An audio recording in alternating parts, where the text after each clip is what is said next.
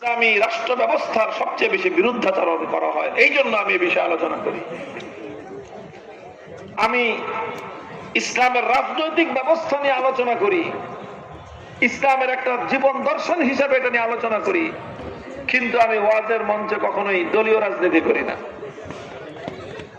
কাজে এই যে যারা রিক্সা রিক্সা বলছেন, এটা আমার আদর্শের খেলাফ।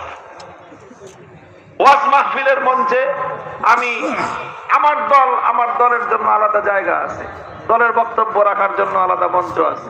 আমি কোনোদিনও সম্মিলিত মঞ্চে আমার দলের কথা আমি বলি না, এবং আমি চাই না যে আমার দলীয় কোনো ব্যক্তি এই ধরনের সম্মিলিত কোনো মাহফিলে মঞ্চে আমার দলের কথা বলুন।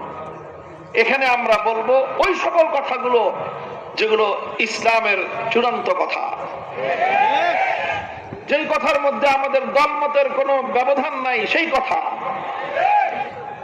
মুহতারাম হাজিরিন, তো আমি দ্ব্যর্থহীন ভাষায় কথা বলতে চাই।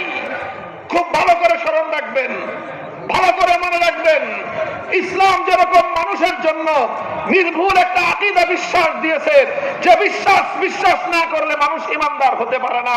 ইসলাম যেমন মানুষের জন্য ইবাদত বন্দেগীর একটা ব্যবস্থা দিয়েছে, সেই ইবাদত বন্দেগীর ব্যবস্থাকে বিশ্বাস না করলে একজন মানুষ যেমন ঈমানদার হতে পারে না। ইসলাম মানুষকে তার পারিবারিক জীবন পরিচালনা করবার জন্য একটা পারিবারিক সিস্টেম দান করেছে, সেটাকে ধারণ না করলে সত্যিকার মুসলমান হওয়া যায় না। ইসলাম মুসলমানের জন্য ব্যবসা বাণিজ্যের ক্ষেত্রে একটা ব্যবসার বিধান দান করেছে, মূলনীতি দিয়েছে।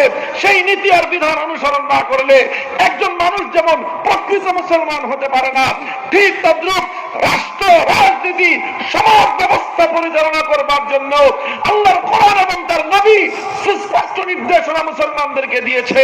মুসলমানরা রাজনৈতিক ক্ষেত্রে, সামাজিক ক্ষেত্রে, রাষ্ট্রীয় ব্যবস্থাপনার ক্ষেত্রে সেই নীতি এবং বিধান না মানলে তারা পূর্ণাঙ্গ মুসলমান হতে পারে না। নারে তাকবীর, আল্লাহু আকবার, নারে তাকবীর, আল্লাহু আকবার।